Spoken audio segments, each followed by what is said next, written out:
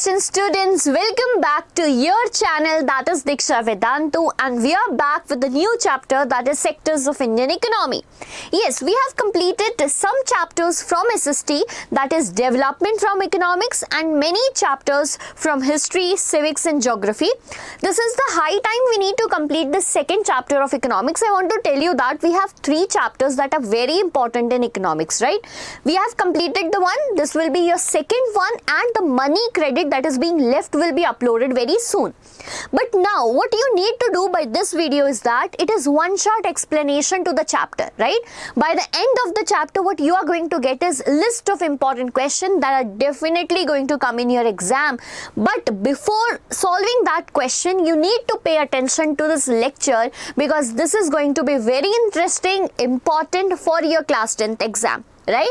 Before moving ahead, I want to just once again welcome you to the channel that is Diksha Vedantu, exclusively made for my class 10 students. Yes, we have although multiple channels on YouTube, but this one is made for class 10 where everything is being taught in English. The 27 years of excellence is helping us to make everything possible for our students, and we are going to do that. But before that, I just want every student watching this video right now to hit the subscribe button, because how then you will be notified whenever we are uploading the videos which are very important for your exam journey. Yes, we have multiple strategic videos, we have videos for math, science, SST. Separately, we have in one short explanation, we are teaching the whole chapter, that too in English. So if you have not yet subscribed the channel, just go for it. Moving further with our chapter, that is Sectors of Indian Economy. So being a class 10 students, what I am assuming right now from your side is that you know the meaning of economy, right? Yes, whenever we talk about economy, the one thing that comes in our mind is money. But this is very correct because in class 6 we have already studied that there are several economic activities around us, right? And there are several non-economic activities around us. Basically, this chapter is from economy and it will talk about money. But let us see at our surrounding and analyze the activities going around, which we can now categorize as economic and non-economic activity. Anything that is associated with money, okay? Anything that is associated with money will be considered as an economic activity. For an example, in the morning you wake up and buy a packet of milk. You pay money in return. That is considered to be as an economic activity, right? You're going to your school paying the fees. That is again an economic activity. But whenever anything is not associated with money, okay? It is not associated with money, then it is considered to be as non-economic activity. For an example, your grandparents taking care of you, right? Your parents cooking food for you. So this is basically no exchange of money is done in this activity, hence it is considered as non-economic activity. But now we need to focus on the sectors of Indian economy. Basically, according to the background, we have categorized this economic activities into three sectors, right? We are being studying this since our class 6, that basically economic activities are categorized as primary activity, secondary activity and tertiary activity. I know there might be some of the students who don't know the difference between the three till now, but by this video I want every student just mug up in this mind what is primary, secondary and tertiary activity, because being in class 10 you will not get a question that is directly what are the sectors of economy. They will just rotate the question and want the answer from you. Okay, so let us start with the primary. Like primary word itself tell us that it is something which is basic in nature, right? It is something which is required by other sectors also. Coming towards primary sector, basically it involves, okay, pay attention, basically it involves all those activities that comes after the extraction of natural resources, okay? Extraction from natural resources. For an example, a farmer working in soil and growing crops. Now all the resources here comes from the nature. From where it comes from the nature. A person doing fisheries, selling it into the market, again earning money, so it is type of economic activity, and which sector it belongs to? So it belongs to primary sector. Anything which has a direct relation with nature, right? Anything that is extracted from the natural resources is considered to be as a primary resource. For an example, growing crops, doing the activity like fisheries, dairy activity, plantation, taking forest resources, etc. All these are considered to be as primary activity. Did you get the point? Right? For an example, you're wearing a t-shirt right now. It is a cotton t-shirt, but the first step in that is growing of cotton. And that growing of cotton is a primary activity. Get my point? Okay, now moving towards the secondary activity. Now see, this primary product, okay, the primary product we got from this activity, let us take the example of cotton again here. The cotton that was grown as a result of farming is now changed. Okay, with the help of machineries, with the help of industries, now it is changed to a t-shirt, right? But it too involves certain activities like spinning, weaving, etc. Right? So that activity will be considered as a secondary activity which will give you a finished product. Okay, this will give you a finished product. So this cotton grown was converted into a t-shirt, right, with the help of industry. Hence this sector is also referred to as industrial sector. Hence it is also referred to as industrial sector. The activities involved are such that you can see here. Did you get this point? So the second activity is secondary sector, and the third and the very important one, because of the sector, these two sectors are growing, that is primary sector and secondary sector. Now you have made a t-shirt, you have made so many t-shirts of cotton, and you need to sell them in the market. Right? When you need to sell them, you need to just make your t-shirt reach to everyone, every retailer or wholesaler. How you will send it? With the help of transport. Okay, you will do it with the help of transport. And now we are going to tertiary sector, which is third and the important one. Basically, this sector is referred to as service sector. Okay, this sector is referred to as service sector. For an example, you are going to a restaurant, getting the food served, it is a service. Right? You are making your product transported to different places, service sector. Internet, service sector. Right? Teaching, we don't make any product, we don't make any good, rather we are providing a service to you. Doctor is a service sector. So all the basic necessities, all the basic services, as well as communication, transport, health facility comes under the tertiary sector. One point we need to understand here, that tertiary sector facilitates the growth of primary and secondary sector as well. Because if there will be transport, the finished product will be reaching to everyone. If there will be communication, we can reach out to the primary person, farmers, to get the food. Getting my point? So here it involves many services what I have discussed right now.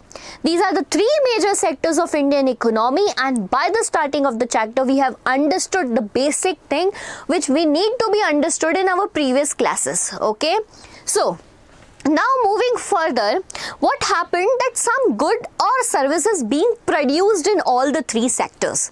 We are here studying economics, and in economics everything is about counting the data, right? Counting the data and analyzing how much growth we are doing.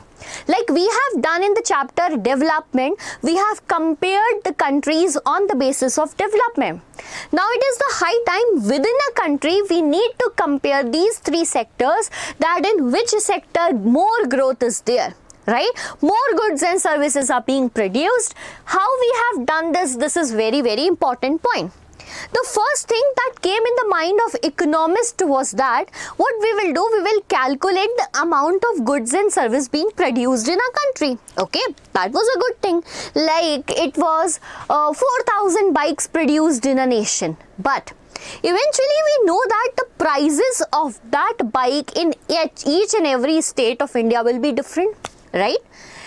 It may happen that the prices of the bike vary because it is being sold in other countries also. So it became quite difficult to count the number of goods and service being produced. Then they have opted that we can calculate the value of goods and services being used, because if we need to compare the sectors, it is not the amount, rather it is the value of the goods and services that needed to be counted. Let us take an example. For an example, you have taken wheat from the market. Okay, you bought wheat from the market that was 20 rupees per kg. Okay, 20 rupees per kg.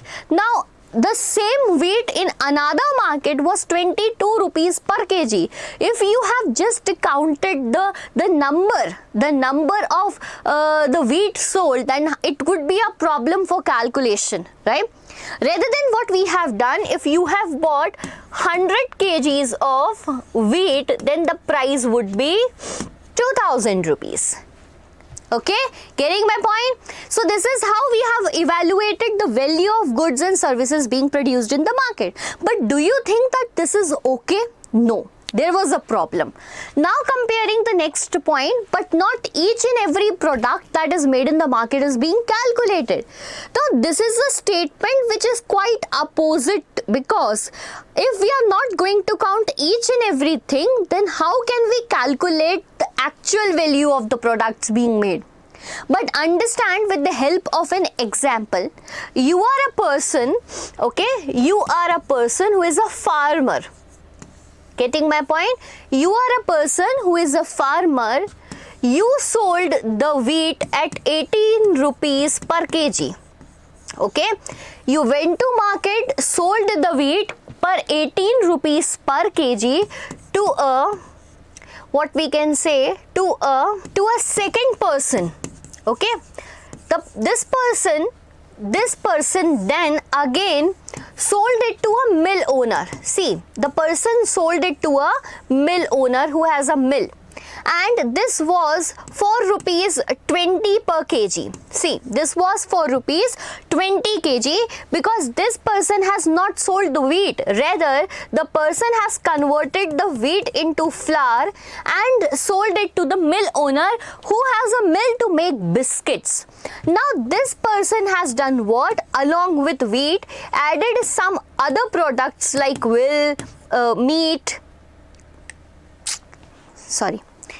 other products like wheat, milk and sugar, right? And converted into packets of biscuit. Okay, so the same wheat which was bought at rupees 18 is being now converted to the packets of biscuit, right? The person has converted 4 packets of biscuit, each sold at 20 rupees. Okay, each sold as 20 rupees, and the total amount became 80 rupees for the same wheat which was bought at 18, because now more products were being added, and we know that labor was being used and many more stuffs like that. So basically, now we went on calculating the goods and services produced in a country. We first calculated this 18 rupees which farmer sold, then we went to the second person, mill owner, we calculated it again, and then the final product, that was biscuit. Don't you think if we are calculating it again and again, the same wheat is being calculated thrice here, 3 times here. So rather than calculating the value of each and every good produced in a nation, we have opted to calculate the value of final goods and service. See, we have started with the value, then I have told you not every product is being calculated, because it will result into double counting of the product. Okay, hope you are understanding the point. It will result into double counting of the product. To to get this problem solved, what we have done. See, each and every word I'm highlighting here is very important because we need to see the value of final goods and services produced in a nation will help you to compare the three sectors. Did you get the point? And here we have understood a very important concept of economics that is considered as GDP, that is gross domestic product. Okay, what it is? Gross domestic product. Now what we have done, we have separately calculated all the three sectors. For an example, the value of final goods and services. Okay, the value of final goods and services in primary sector, then secondary sector, and then tertiary sector. By this we get the value of final goods and services produced within a country in a financial year, and that is referred as gross domestic product. Okay, so what do you mean by gross domestic product? It is the value of final goods and services, goods and services produced in each sector, primary sector, secondary sector and tertiary sector during a particular year in a country. Okay, in a country, in the territories of that country, because we are not going to calculate the product of other country, that is very definite. Because we are calculating here about Indian economy. So did you get this point? What is gross domestic product? Gross word itself means the total. Domestic here means within the country, and product here means the value of final goods and services being produced in a nation in a financial year. Right? Now this helps us to compare the three sectors, that is primary, secondary and tertiary over the years. Okay?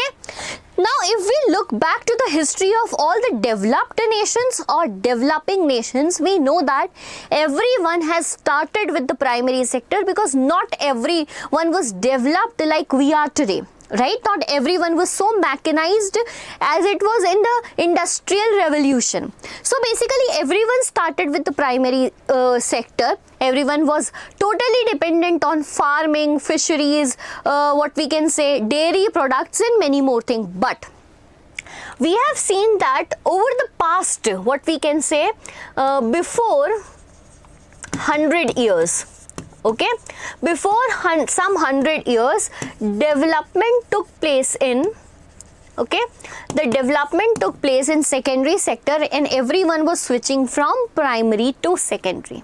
Okay, before 100 years. But in this last 100 years, in this last 100 years, a shift has been seen to tertiary sector. The tourism what we are using today was not as much before.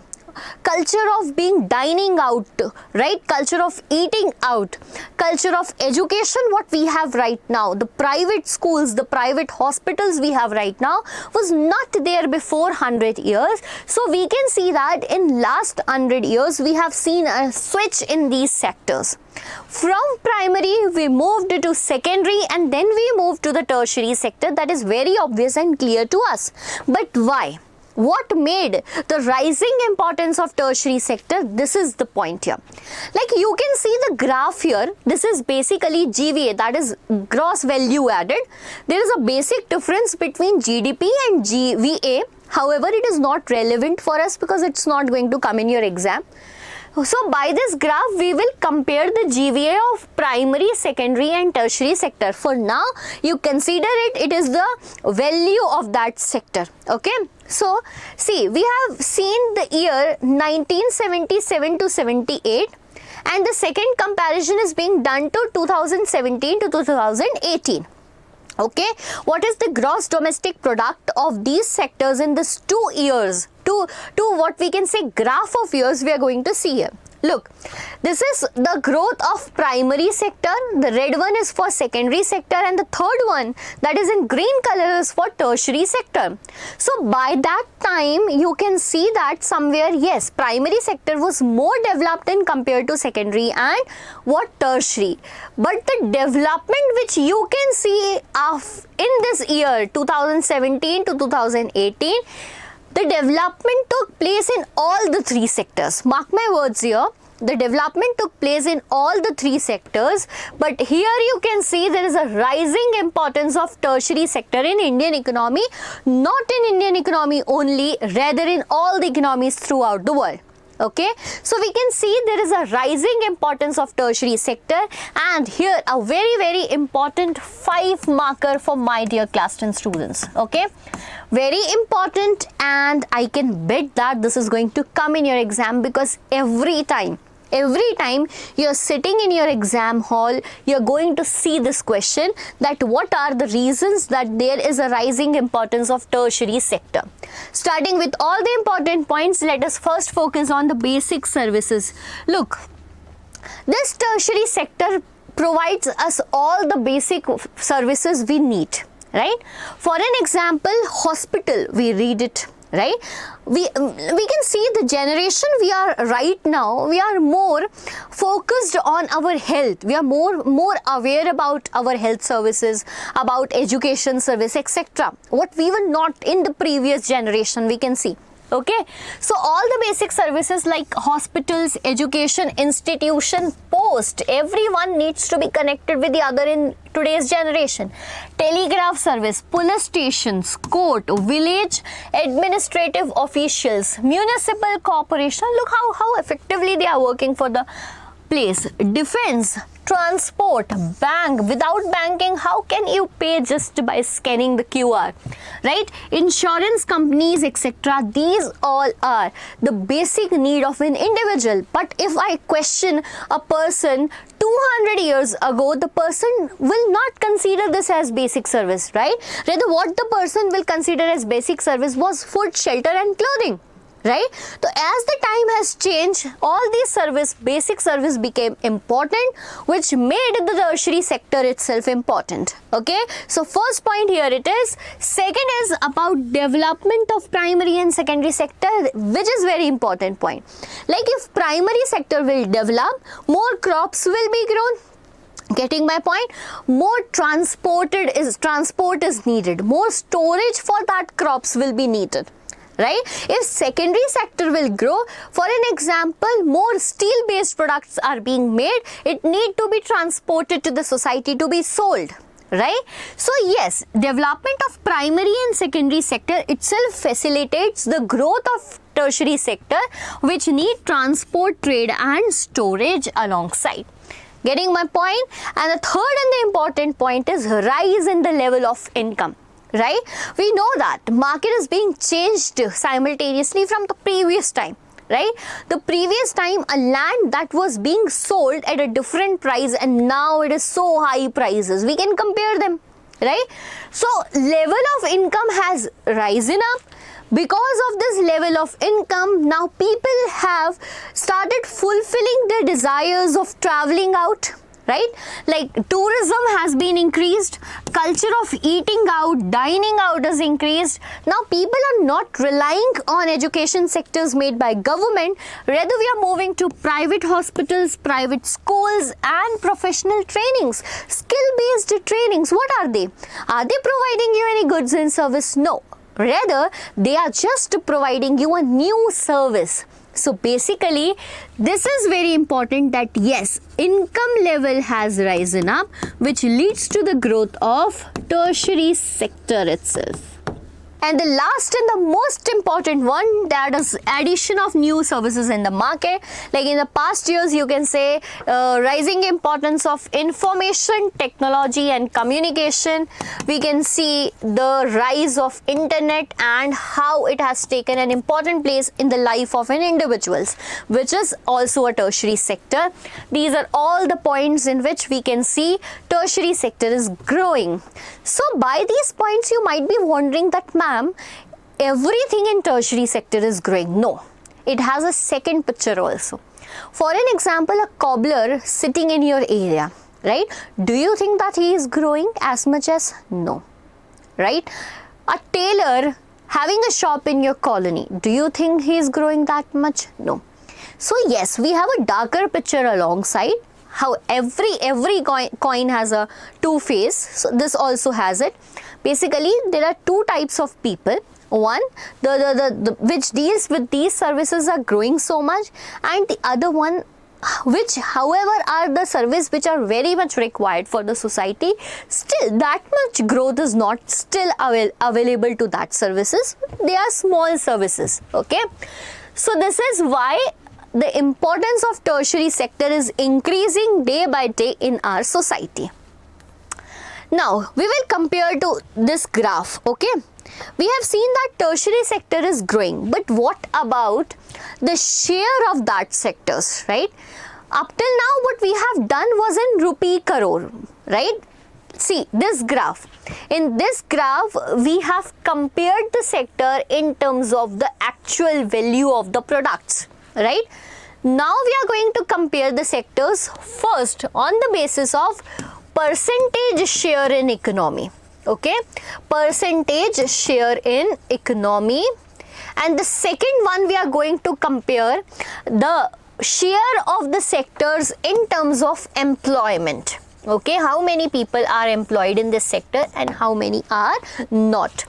So see this graph second, which is given in your NCERT book, that is share of sectors in GVA. Again the same years being compared, 1977 to 1978, 2017 to 2018. See, this blue graph is for primary, red one is for secondary, and the green or yellow what is visible to you is basically tertiary sector.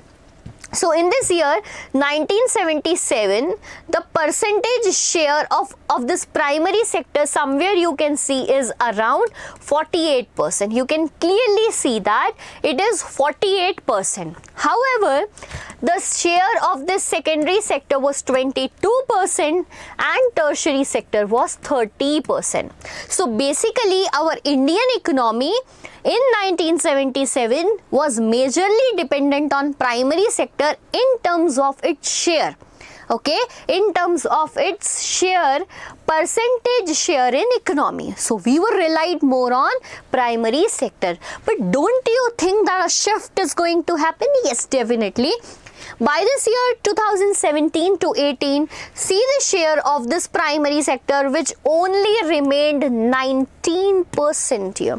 Okay, which only remained how much percent? 19%. Moving to the secondary sector, you can see that it's around 30%. Okay, yes, it's somewhere around 30%, and this is this is 51% the share of tertiary sector in economy. So 30% somewhere moved to 51%, increase in 21% itself says that yes, there is rising importance of tertiary sector. So this is very much clear to us. From primary sector we are more moving towards the basic services and tertiary sector. Now comes the second important point. It tells us that if the share is increasing, that means the value is increasing, goods are increasing, money is increasing, so will be the employment increasing. But the picture at the second time is different, right? See, this is share of sectors in terms of employment. We know that India is a agriculture dominant society. Like considering primary as an agriculture sector will be correct, because the major role in primary sector is of agriculture. Okay, so yes, India is a dominant society in a India is a society wherein dominance primary sector is being seen, or it is agriculturally dominant society. Because why I am talking it in terms of employment, because you can see 71% of people, right, 71% of employed people in the year 1977 to 78 was seen in which sector? It is primary sector. So the economy was totally dependent upon it, right? Secondary sector you can see the share as 11% and in tertiary sector it was 18%. But now switching to the year 2017 to 18, you can see the employment in the primary sector reduced. Okay, the employment in the primary sector reduced.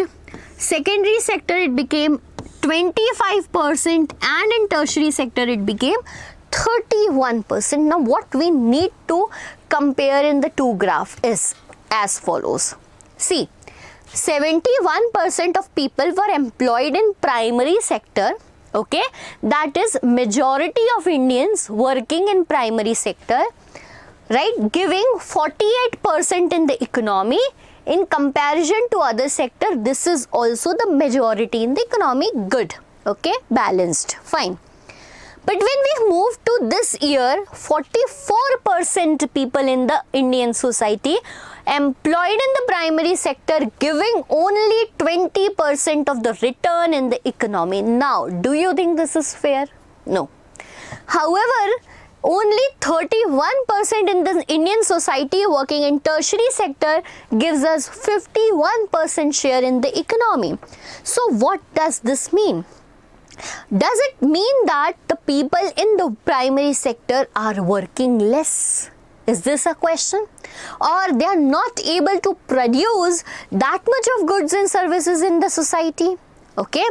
Now this question of yours will be solved by this video, because in primary sector so many people are there, and in terms of return, in terms of share, it is less in the economy, which clearly indicates us that the people in the primary sector are overburdened than required. Here, overburdened, that means they are not doing so much work. Here it means that they are working less than their potential. Right? Or we can see that in a single farm, more than the people required are working. We can clear this with the help of example. Take the example of a farmer Lakshmi. Okay? Farmer Lakshmi, she have 2 hectares of land. Okay? She have 2 hectares of land, and she have 5 members in her family.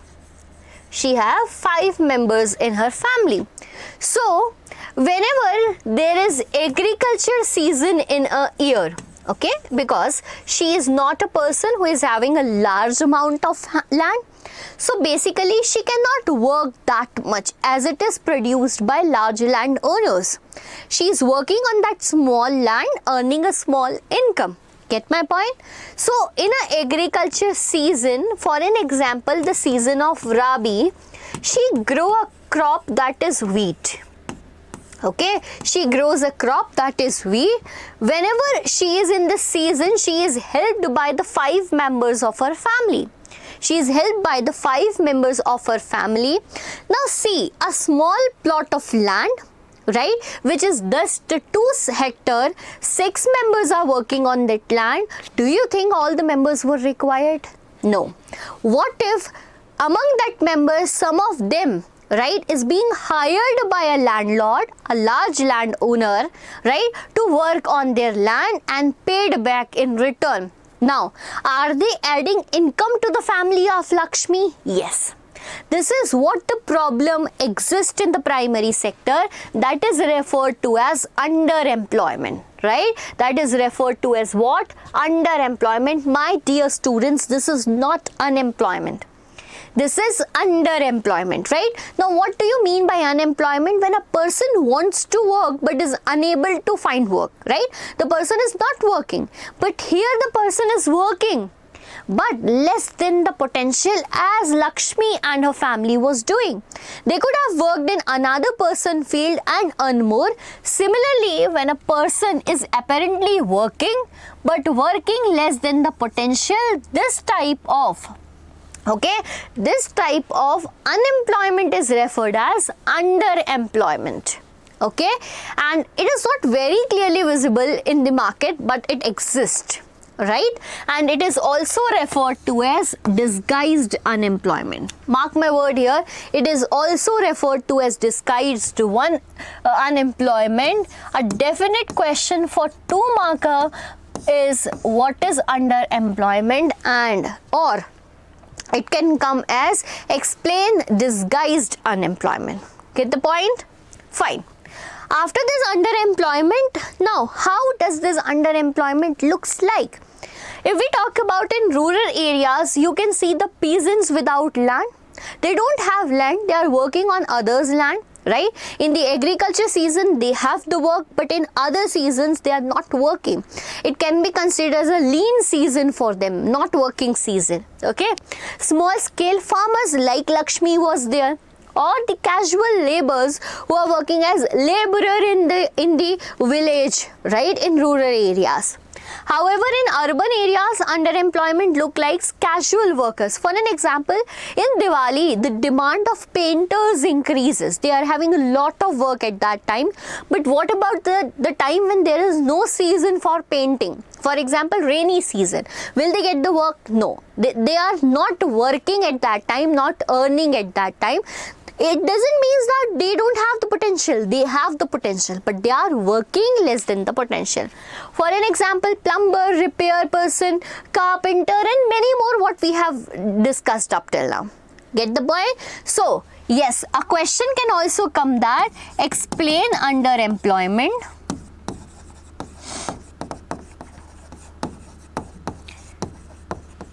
citing examples from both rural and urban areas. Citing example from both rural and urban areas. Now, as we have seen, there is problem of underemployment in the nation. We need to sort that out. We need a solution to that problem. And here a new question comes, that is how to create employment, right? Particularly, this question is very important for your exam perspective because we have seen it multiple times either in sample paper or in previous year question paper also. Even you will see throughout the year, whenever there is exam, the question comes from this topic, right?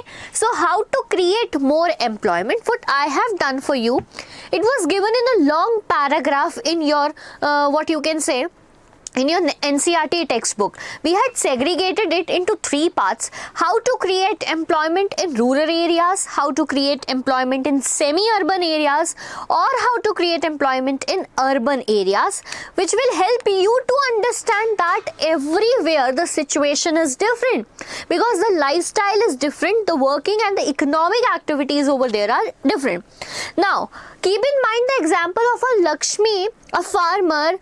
She has only 2 hectares of land, right?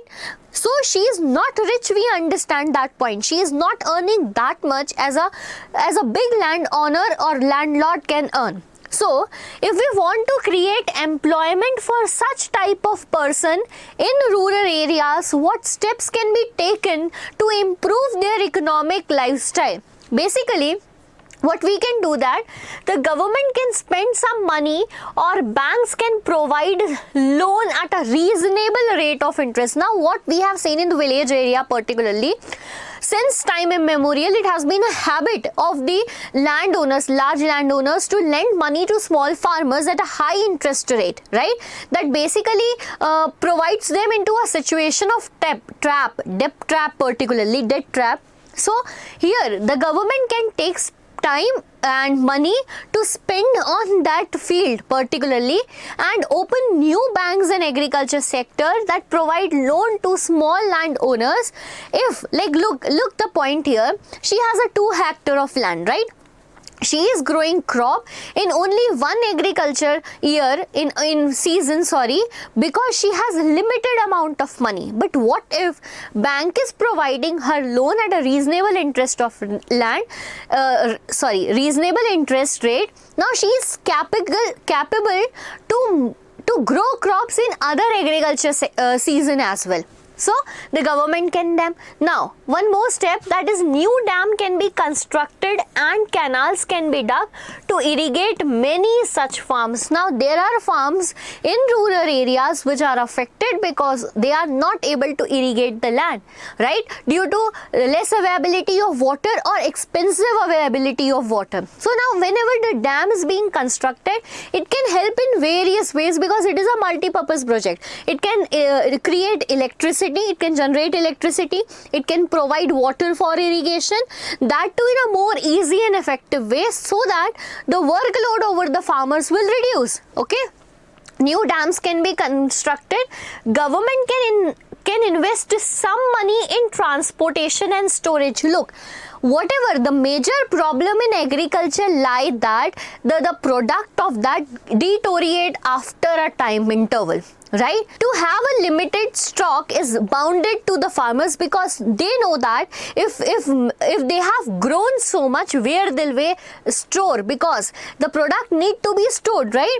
So if the government worked on the storage of that, right, storehouses to be created nearby the villages, right, good transportation system has been built, roads are connected to the main cities, right, village roads are connected to the cities, which is very important. So if such work is being done, many trucks can reach everywhere, their products can be sold in the market, they will have a motivation to grow more and earn more here. Okay, last but not the least, the local banks gives her credit at a reasonable rate of interest so that farmer can buy pesticides, fertilizer. Yes, if the Lakshmi, a small farmer, will be given by the loan from the local banks itself, right?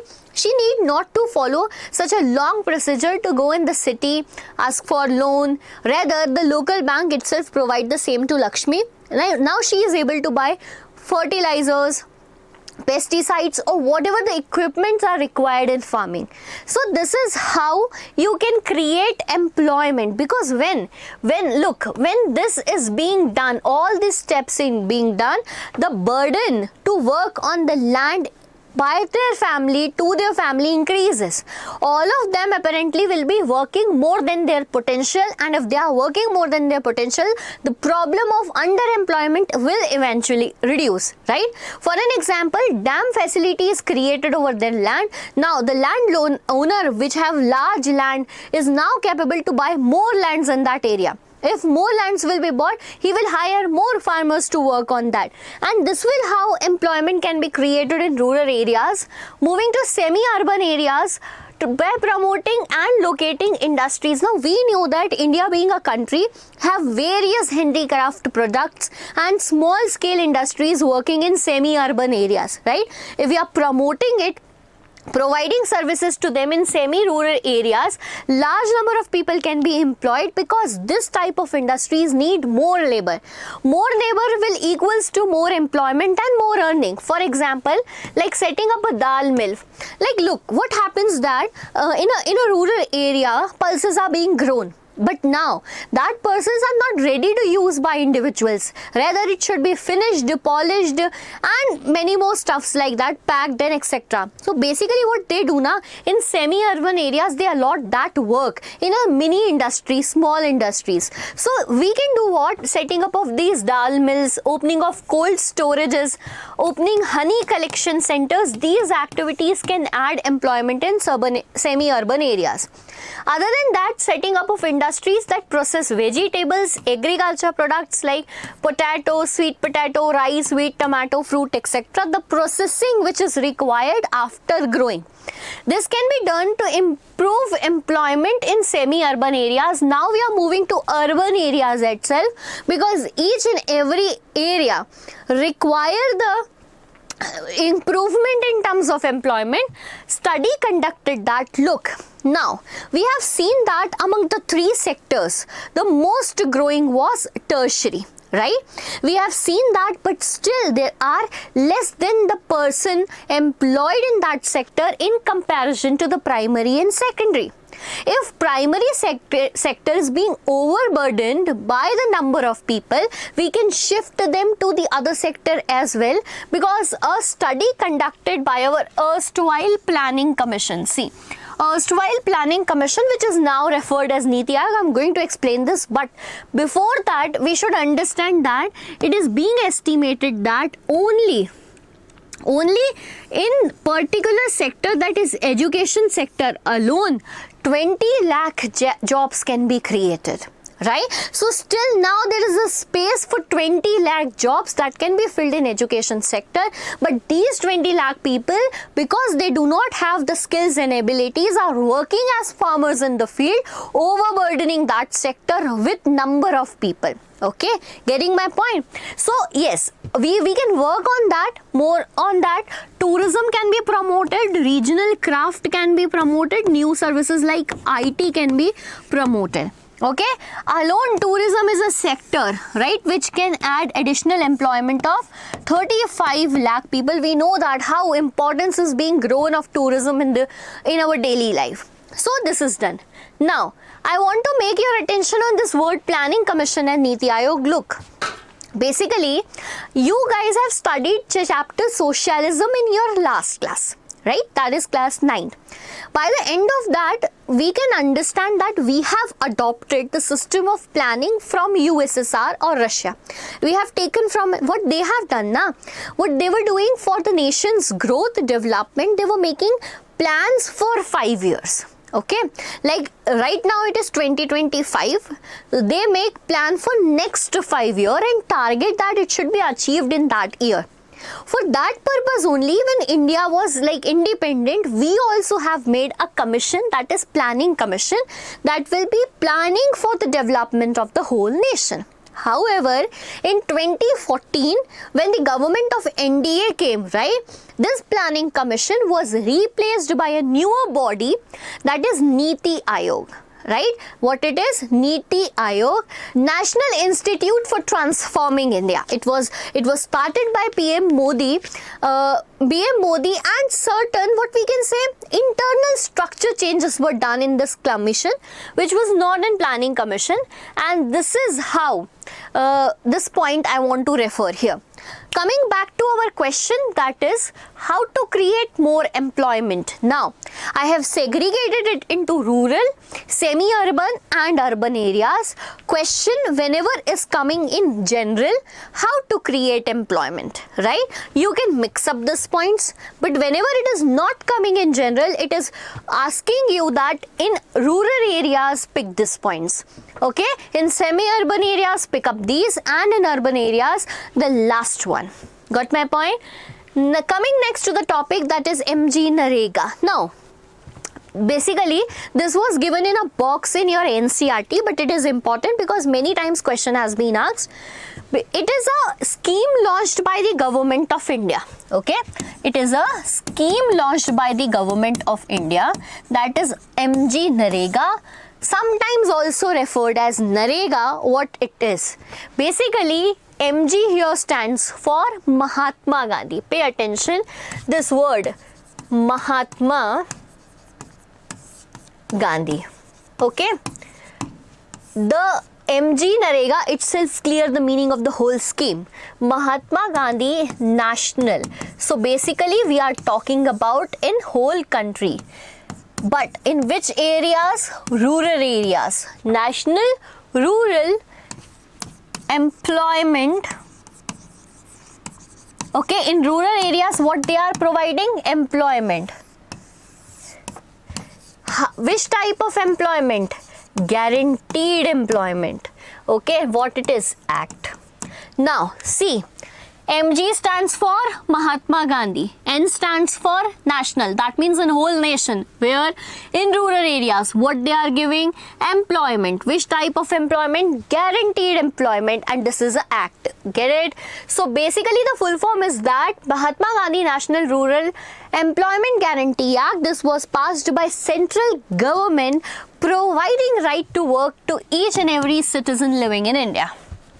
Get my point?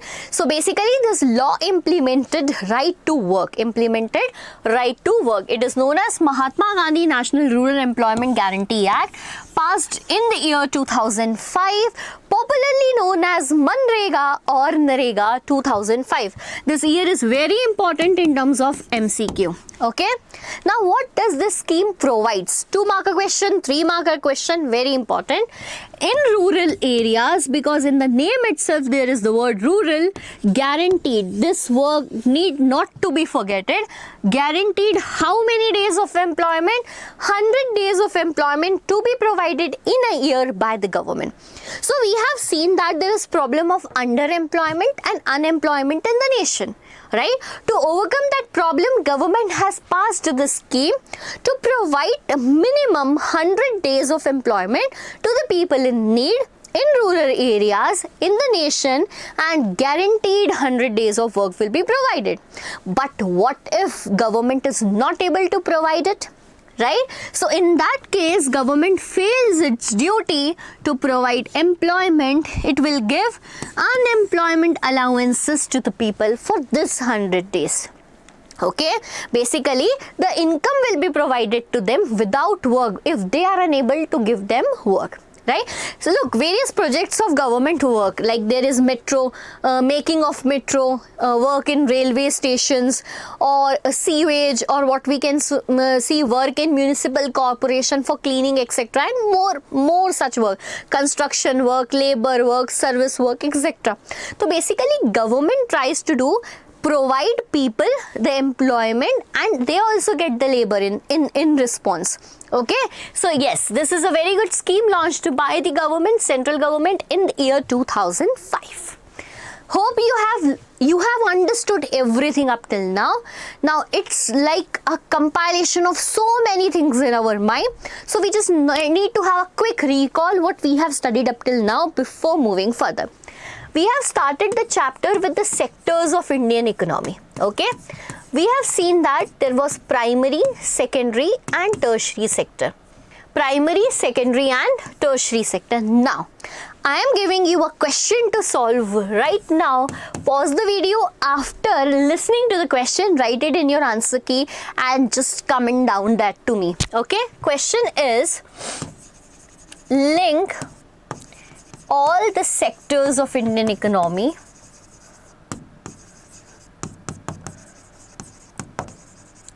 with the help of example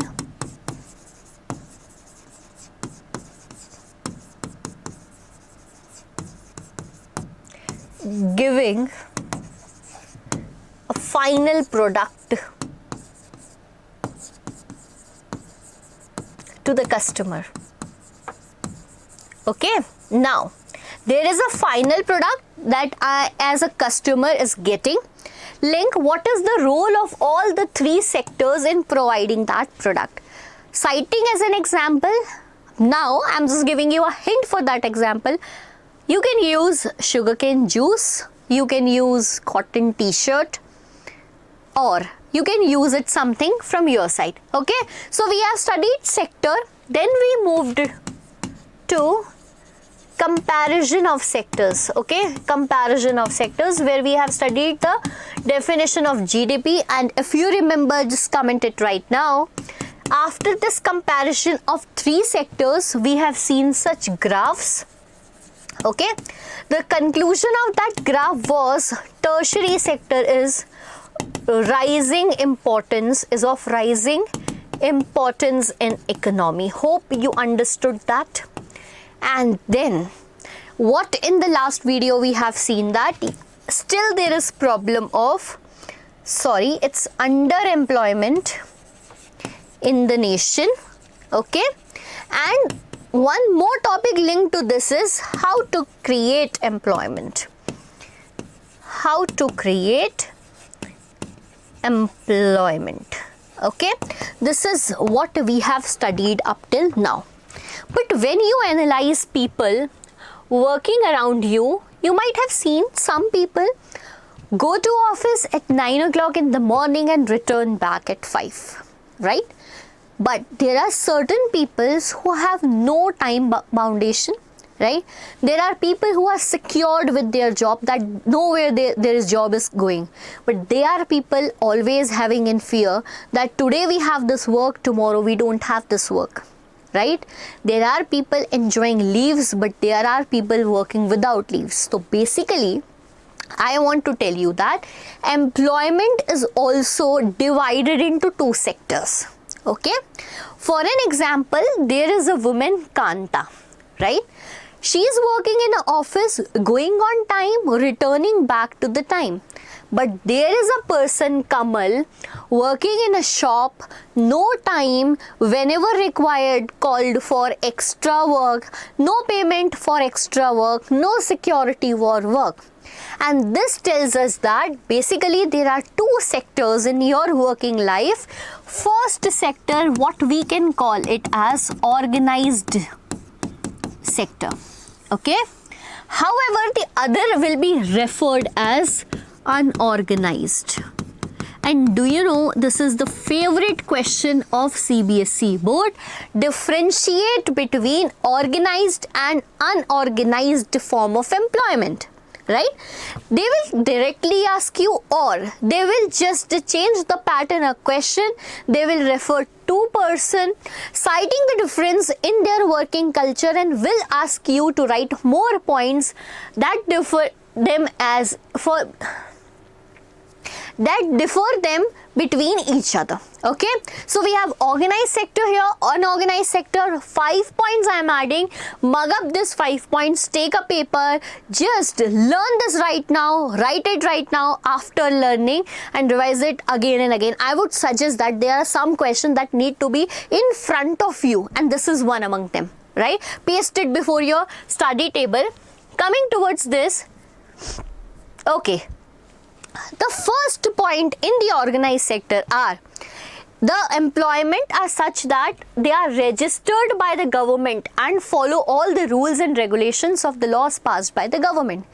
Basically, whenever a company is working in organized way, right, it will be registered by the government. Now, as it is registered by the government, it will follow all the rules made by the government. For an example, there is Employee Benefit Act, okay, Leave Act, Gratuity Act. I'll tell everything to you.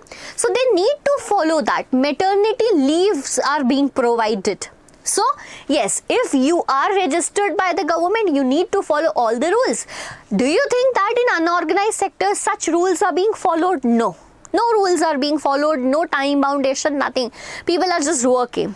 Second point, they enjoy a security of tenure. You might have seen in organized sector, if you are not required for work, they will give you a notice, prior information, and then they will make you out of the work. But however, in unorganized sector, there is no security of work. A painter working in Diwali, self-employed, has no surety that he will get the work tomorrow. Okay, so that is an unorganized sector. This is an organized sector. We know in the morning we need to go to the office tomorrow. Okay, they don't know that tomorrow they will get the work or not. Third one, they have fixed working hours, 9 to 5, 10 to 6, etc. Okay, and if they are working overtime any day, they will get the extra pay for that. That is very definite. Do you think it will be provided here? No. No fixed working hours, no payment for extra time is being given. Okay, they get paid leaves. Okay, like some companies provide 24 paid leaves for an example. Okay, you will get leave on Sunday, like weekly leave is being, weekly off is given to you. Okay, do you think you will get hit here? No. No weekly off, and whenever you are taking leave, you will not be paid for that day. You will be provided with provident fund facility. Yes, like government jobs have, after retirement you will get a sum of amount of money. But in private jobs, what they are done, in government also they are doing, from among the salary, a portion will be taken. For an example, just an example, you have the salary of some around 80,000. Okay, so among this salary, 1800 rupees is being deducted, and 1800 is being added by the company, and the provident fund will be 3600 that is added in your account. How much? 3600 added in your account, and it is a benefit. Provident fund, you can use it whenever required. This is a sum of amount that is like what we can say, getting for your future, getting collected for your future. Okay, so gratuity is also given. Gratuity is when your person is working in a company for more than 5 years. So as a gratitude amount is fixed, that this amount will be given after you leave, if you are leaving after 5 years. Okay, any such thing is not provided here. Okay, then we will see they will enjoy medical benefits. They will not enjoy. They will enjoy maternity leaves. When a woman is pregnant, she will get the maternity leave of 6 months, for example. Paternity leaves are also being added in the companies. However, in unorganized sector, no such thing is seen here. Okay, 5-mark question. Again, I'm pointing out this is very, very important and going to come in your exam for definite. Write the difference between organized and unorganized sector. Okay, now if the people or what we can say workers are not protected in unorganized sector, how can we do that? Right? Very easy, very obvious and a senseful question, by providing them the facilities which are already being provided in organized sectors. Okay, so talking about small and marginal farmers, look, small farmers in a country basically do not have enough land to survive. Okay, for their survival they need to work on the other's land also. Similar is with marginal farmers, right? But what if they are provided with adequate facilities like timely delivery of seeds? Government take the responsibility of that for these people. Agriculture inputs, credit storage facilities and market outlets. If they will get all such facilities, eventually their business or their production will increase and they will rely less on other landlords to work on their land. Okay, get my point? This can be done.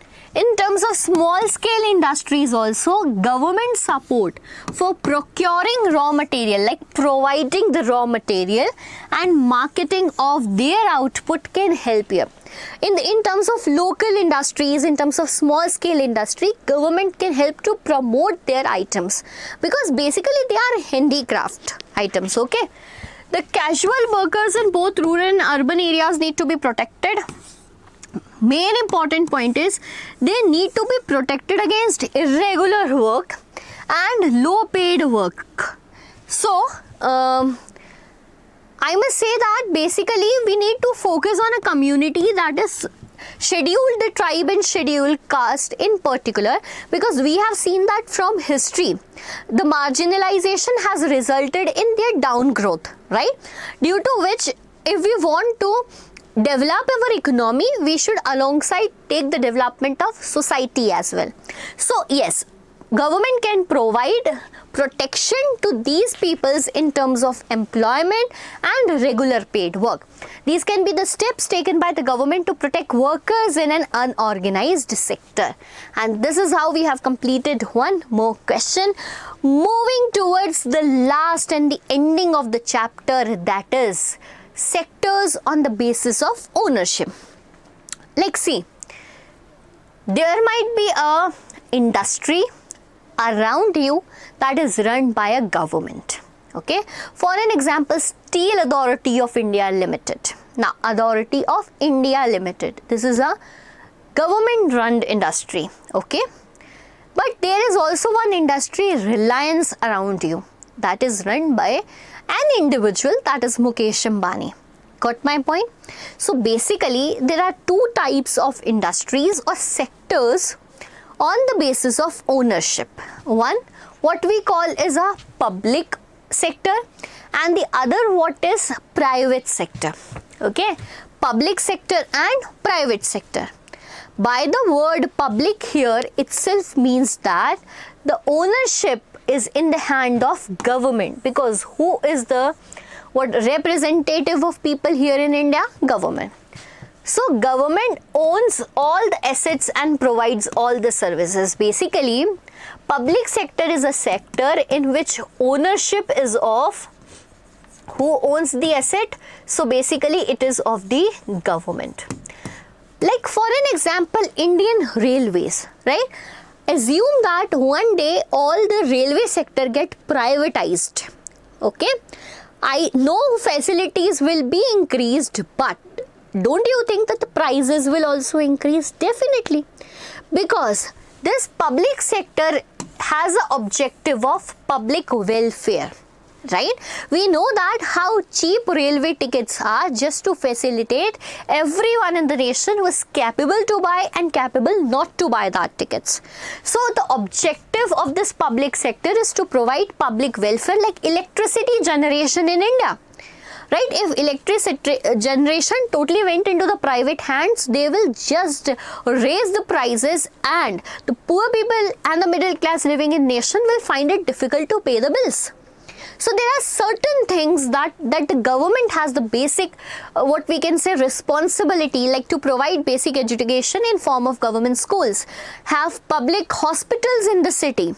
So all these are run by government, owned by government, in an objective to provide public welfare, for example, Indian Railway, Post Office, etc. But when we go to private one, ownership of the assets and delivery of the services are totally in hands of private individuals. Objective is clear that we want as much as profit we can earn. Tisco, Wipro, Tata, Reliance, and many more in the list. Okay. Now what you need to do is, what I will suggest, because in last year paper I have seen that they have asked you some industries, okay, and they have asked you to recognize it as a public or private. But I can't give you a list of that, right? Because we know we have multiple of industries working around. Now what we can do that, whenever any industry, any sector that comes in our mind or newspaper or in our daily life, just try to recognize it. Is it a private or is it a public one? This is how we should learn. We should learn SST from our daily life, right? Not always book will work. So for this particular thing, example I am telling you, just have a focus on in your surroundings also, what is going on, okay? So this is sector on the basis of ownership particularly.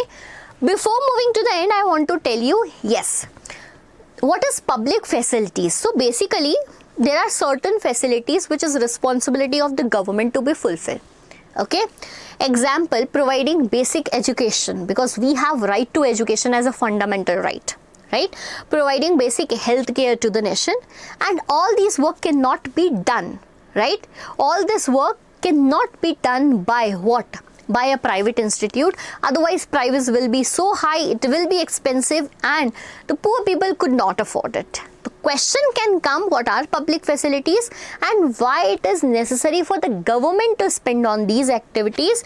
You can understand that, I think so. Right? If not coming down, I'll tell you in detail. I have already told you certain activities in which government involvement is necessary. There are certain basic facilities which can only be provided by government. There are certain activities like generation of electricity, making of dam, which need huge amount of money that alone government can do.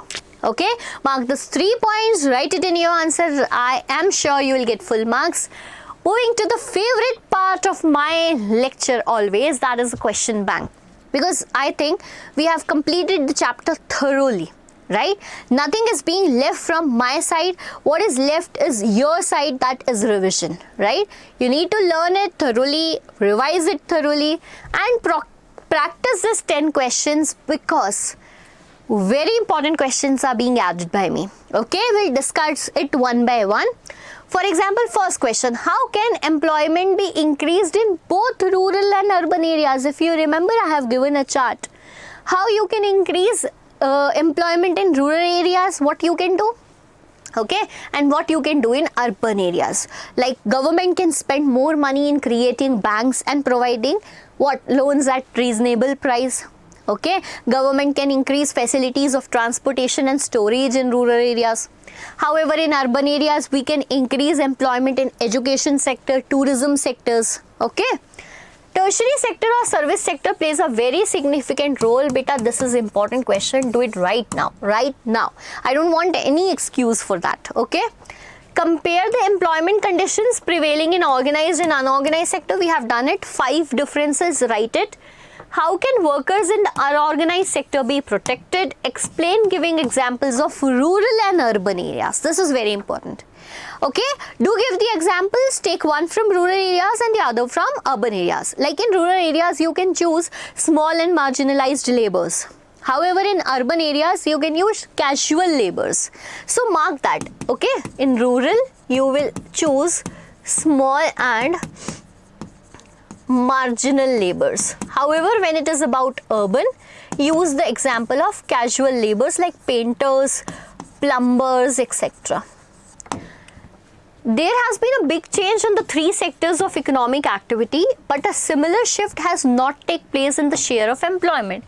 Explain the above statement. So yes, you can use that to graph. Now, the question comes in mind, ma'am, we have to learn that fact given, like percentage given in that graph. No.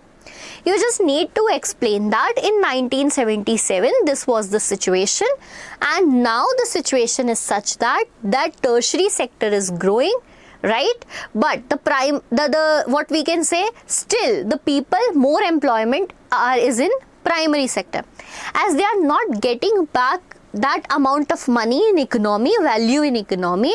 They are not considered as employed, they are referred as underemployed because they are working less than their potential, okay, at this point.